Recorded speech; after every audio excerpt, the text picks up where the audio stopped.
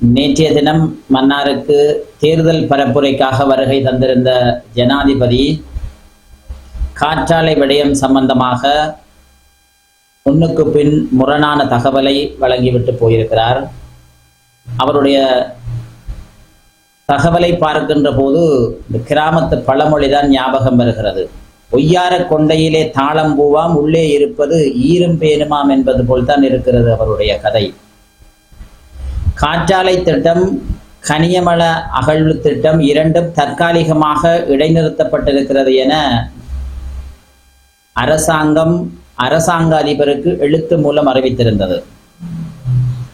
அது மாத்திரமில்லாமல் 16/1/2025 அன்று மாவட்ட செயலகத்திலே இந்த காற்றாலை திட்டம் சம்பந்தமாக கூட்டம் நடாத்தப்பட்டு தற்காலிகமாக இடைநிறுத்துவது என அந்த கூட்டத்திலும் தீர்மானிக்கப்பட்டது. அதற்கு பின்னர் 28/1/2025 நடைபெற்ற மாவட்ட அபிவிருத்தி குழு கூட்டத்திலும் தீர்மானிக்கப்பட்டது. ஆனால் இவைகள் எவையும் நடைமுறைக்கு வரவில்லை. தற்பொழுது கூட சவுத்வார் பகுதியிலே காற்றாலை வேலைகள் நடைபெற்று வருகின்றன. ஆனால் ஜனாதிபதி நேற்றைய கூட்டத்தில் சொல்கிறார், திட்டங்கள் நடைபெறவில்லை என்று. இதற்குரிய அத்தாட்சிகள் படங்களாக நாங்கள் பார்த்திருக்கிறோம். தற்போது சில நாட்கள் புதிய வருடத்திற்காக இடைநிறுத்தி இருக்கிறார்கள். இன்றைய நாளிலிருந்து அந்த வேலைகள் தொடங்குவதாக இருக்கிறார்கள். மன்னார் வின்போஸ் பிரைவேட் லிமிடெடினுடைய 5 மெகாவாட் மின்சாரம் உற்பத்தி செய்யக்கூடிய 4 காற்றாலை அமைக்கின்ற வேலைகள் நடைபெறுகின்றன. அதே போல தாழ்வாடிலிருந்து 10 காற்றாலைக்கு வழங்கப்பட்டிருக்கிறது கேலிஸ் நிறுவனத்துக்கு. மெகாவாட் மின்சாரம் தொடக்கம் 50 மெகாவாட் மின்சாரத்தை உற்பத்தி செய்யக்கூடிய 10 காற்றாலைகள் அமைக்கும் பணி, அதற்கு கல் வைப்பதற்கு ஜனாதிபதியை அழைத்து வர இருப்பதாக கூட கேலிஸ் நிறுவனம் அண்மையிலே வந்து மன்னாரிலே சிலரோடு கலந்துரையாடலையும் மேற்கொண்டு போயிருக்கிறது. அதே போல கனிய மண் அகழ்வு திட்டம் நடைபெற்று வருகிறது. அதற்குரிய சுற்றாடல் திட்ட மதிப்பீட்டு அறிக்கைகள் வழங்குவதற்குரிய வேலைகள் நடைபெறுகின்றன. 3 முறை அதனுடைய கள ஆய்வுக்கு வந்த போது திருப்பி அனுப்பப்பட்ட போதும் கூட அந்த திட்டத்தை கைவிடுவதாக அரசு இல்லை. 3வது திட்டமாகிய மாஸ் மினரலினுடைய பணி கரையோரத்தில் இருந்து மணல் அகழ்வு செய்வதற்குரியதுக்கு தற்பொழுது அதற்குரிய வேலைகள் நில அளவீடு செய்வதற்கு அரசு திணைக்களங்கள் அனுமதி வழங்குவதற்கு விண்ணப்பம் கோரப்பட்டிருக்கிறது. அது வழங்குவதற்குரிய பூர்வாங்க வேலைகளும் நடைபெற்று வருவதாக நாங்கள் அறிகிறோம். ஆகவே இந்த 3 திட்டங்களும் மன்னாரிலே தற்பொழுது கூட நடைபெறுவதற்கும் நடைபெற்று கொண்டிருக்கின்ற சூழ்நிலையும் தான் இருக்கிறதே தவிர, ஜனாதிபதிக்கு இங்குள்ள அரசு அதிகாரிகளோ அல்லது அவருடைய கட்சிக்காரர்களோ தவறான தகவல் வழங்குகிறார்களோ அல்லது ஜனாதிபதி அரசியல் மேடையாக இதனை பயன்படுத்த முனைகிறாரோ தெரியவில்லை. நேற்றைய தினம் மன்னாரில் உண்மைக்கு மாறான பொய்யான தகவலையே ஜனாதிபதி வழங்கிவிட்டு சென்றிருக்கிறார்.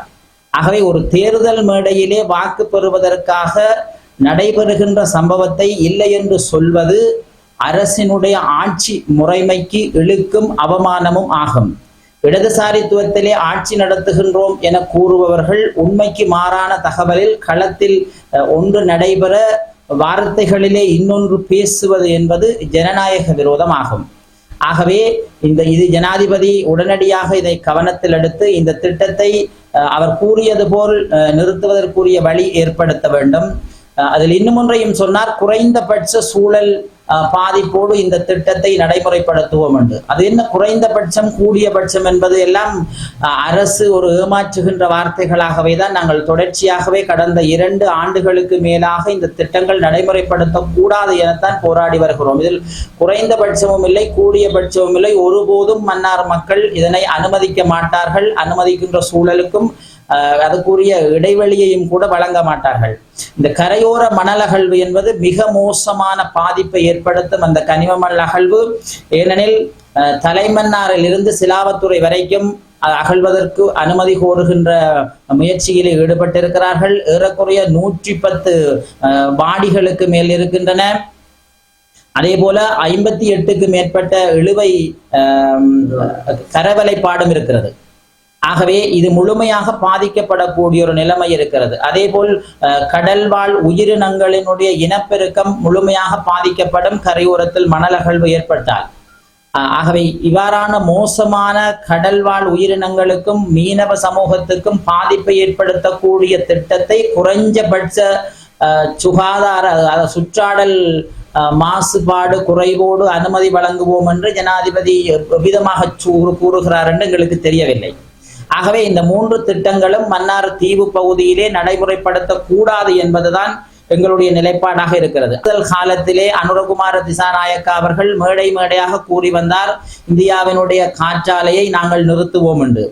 அவருடைய குழுவினர் 7/8/2024 மன்னாருக்கு ஜேவிபியினுடைய சட்டத்தரணிகள் குழு வந்து இங்குள்ள சிவில் சமூகத்தினரை சந்தித்து அனுரகுமார வெற்றி பெற்றவுடன் நாங்கள் இந்த திட்டங்களை எல்லாம் நிறுத்தி விடுவோம் என எங்களுக்கு ஒப்புதல் அளித்தார்கள். ஆனால் இவைகள் எதுவும் நடைமுறைக்கு வந்ததாக இல்லை. தேர்தல் காலத்தில் ஒரு கதை, ஆட்சி அமைத்த பின்னர் இன்னொரு கதை, ஜனாதிபதி ஆகினவுடன் மற்றொரு கதை என்பதுதான் இந்த அரசியல் வார்த்தைகளாகவே காணப்படுகின்றன.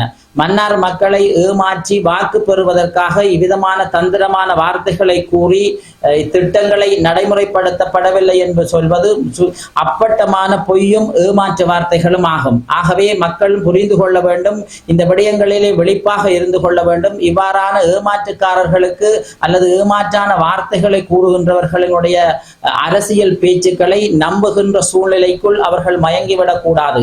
ஆகவே ஜனாதிபதி இந்த விடயத்தில் உடனடியாக தலையிட்டு மன்னாரிலே என்ன நடக்கிறது என்பதனை அவர் அறிந்து கொள்ள வேண்டும். அறிந்து பேசுகிறாரா அல்லது அறியாமல் பேசுகிறாரா என்று எங்களுக்கு தெரியவில்லை. ஆகவே ஒருபோதும் இந்த 3 திட்டங்களையும் மன்னார் தீவு பகுதியிலே நடைமுறைப்படுத்துவதற்கு நாங்கள் அனுமதிக்க மாட்டோம். ஜனாதிபதி கூறுவதற்கு மாறான நிலைப்பாடு மன்னாரில் நிகழ்வதால் உடனடியாக தலையிட வேண்டும் என நாங்கள் கோரிக்கை விடுக்கின்றோம். எல்லாருக்கும் வணக்கம்.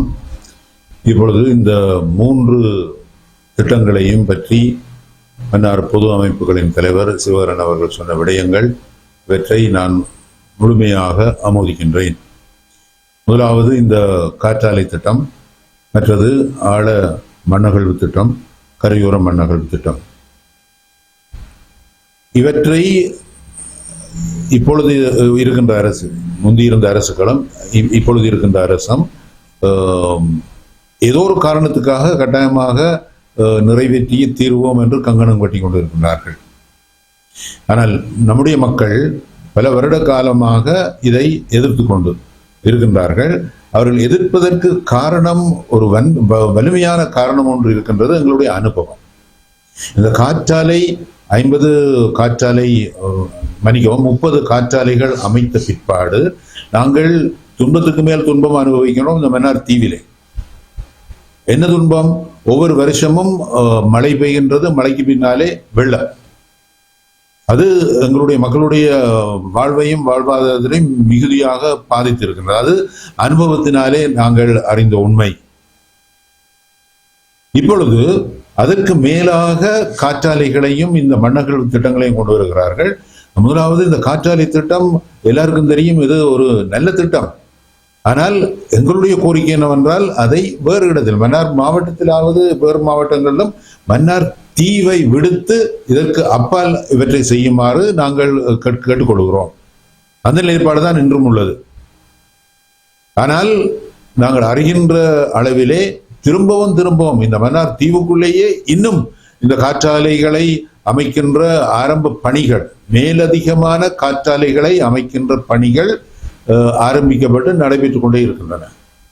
மற்ற 2 திட்டங்களும் மண்ணகழ்வு திட்டங்கள் அது மிகவும் மோசமான பாதிப்பை எங்களுடைய மக்களுக்கு கொண்டு வரும். நிலத்தடி நீரை பாதிக்கும், மற்றது எங்களுடைய கடல் வளத்தை பாதிக்கும், இயற்கை வளங்களை பாதிக்கும். ஆகவே தயவு செய்து இந்த திட்டங்களை மீள் பரிசோதனை செய்ய வேண்டும். மக்களுக்கு பாதிப்பு ஏற்படுத்துகின்ற இந்த திட்டங்களை நிறுத்த வேண்டும் என்று தயவாய் கேட்டுக்கொள்கிறோம். நன்றி. வணக்கம். நேற்றைய தினம் அதிமேதகு ஜனாதிபதி அவர்களின் மன்னார் விஜயம், அதனூடாக சொல்லப்பட்ட விடயங்கள், மீனவர்கள் என்ற முறையிலே அவரின் அந்த கருத்துக்களை நாங்கள் உள்வாங்கிய வகையில், குறிப்பாக அவரால் முன்வைக்கப்பட்ட நாங்கள் நிறைவே எதிர்பார்த்தோம். அந்த கூட்டத்திலே கௌரவ கடற்றொழில் அமைச்சரும் தனது கருத்தை பதிவு செய்திருந்தார். மீனவர்கள் தொடர்பாக இவர்கள் என்ன கருத்தை கூறுவார்கள் என்ற எதிர்பார்ப்போ மன்னாரில் இருக்கின்ற, குறிப்பாக தீவில் இருக்கின்ற மீனவர்கள் மத்தியிலே காணப்பட்டது. ஆனால் எவ்வாறான கருத்தும் மீனவர்களை சாந்தப்படுத்தக்கூடிய அல்லது அவர்களின் பிரச்சினைக்கான தீர்வாக அமையவில்லை. குறிப்பாக ஜனாதிபதி அவர்கள் கூட இந்திய மீனவர் விடயத்திலே அவர் மேற்கொள்ள இருக்கின்ற விடயங்களை தெளிவில்லாமல் கூறி சென்றார். ஆனால் ஒரு விதத்தை அவர் தெளிவாக கூறியிருக்கின்றார்.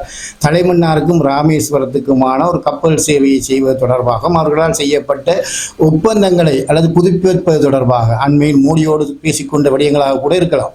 எனவே அவர் செய்யப்பட்ட ஒப்பந்தங்களை நடைமுறைப்படுத்துவதற்காக இந்த தேர்தல் களத்தை பயன்படுத்தி இருக்கின்றார். குறிப்பாக மன்னார் விஜயத்தை அதற்காகவே பயன்படுத்தி இருக்கின்றார். எனவே மீனவர்களாகிய நாங்கள் எதிர்பார்த்தது அதுவல்ல. மீனவர்களின் பிரச்சினை, இந்திய மீனவர்கள் வருகையை ஜனாதிபதி அவர்கள் எவ்வாறு கையாளப் போகின்றார், எதிர்காலத்திலே அவரிடமிருந்து வரக்கூடிய வார்த்தைகள் அது தொடர்பாக எங்களுக்கு எவ்வாறு வாக்குறுதியாக இருக்கப் போகின்றது எதிர்பார்த்த வேளையிலே அவர் கப்பல் போக்குவரத்துக்கும் மக்களின் அந்த போக்குவரத்து செயற்பாட்டுக்கான உந்துதலை முன்னிலைப்படுத்தி இருக்கின்றார். தவிர மீனவர் பிரச்சனை எதுவுமே பேசாத விடயமாக பார்க்கின்றது.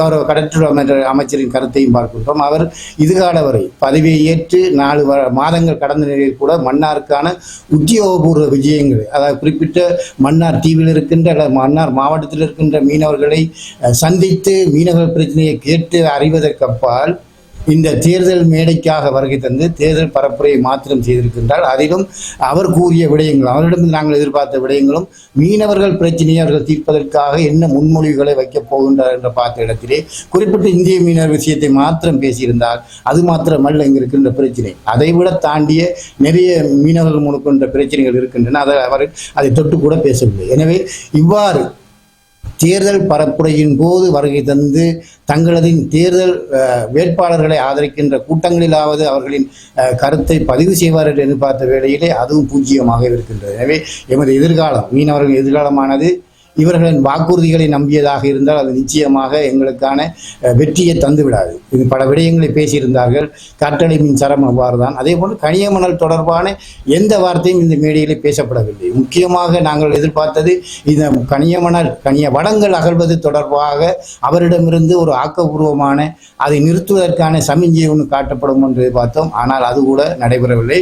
ஆனால் ஜனாதிபதி தேர்தலுக்கு முன்னர் அவர் வழங்கிய வாக்குறுதிகள், அவரும் நாங்கள் ஒரு கடற்கரை அமைச்சர் ஜனாதிபதி சார்பாக கலந்து கொண்ட கூட்டத்திலே அந்த சிட்டிசன் கமிட்டி கலந்துரையாடலில் அவர் தெளிவாக சொல்லியிருந்தார். இந்த 2 திட்டங்களும் மன்னாரில் நடைமுறைப்படுத்துவதை நாங்கள் நிச்சயமாக நிறுத்தியே ஆகும் என்ற வாக்குறுதி வழங்கியிருந்தார். ஆனால் 4 மாதங்களை கடந்து எவ்வாறு அதை நடைமுறைப்படுத்துவோம், எவ்வாறு குறைந்த அளவிலான சுற்றுச்சூழல் பாதிப்போடு நாங்கள் நடைமுறைப்படுத்துவோம் பற்றி பேசுகின்றார்கள். ஆனால் குறைந்த அளவிலோ கூடிய அளவிலோ பாதிப்பு என்பது இந்த மன்னார் தீவுக்கு ஏற்பட போகின்றது என்பதை அவர் சூசகமாக தெரிவித்திருக்கின்றார் என்பதை மட்டும் நான் தெரிவித்து விடைபெறுகின்றேன். நன்றி.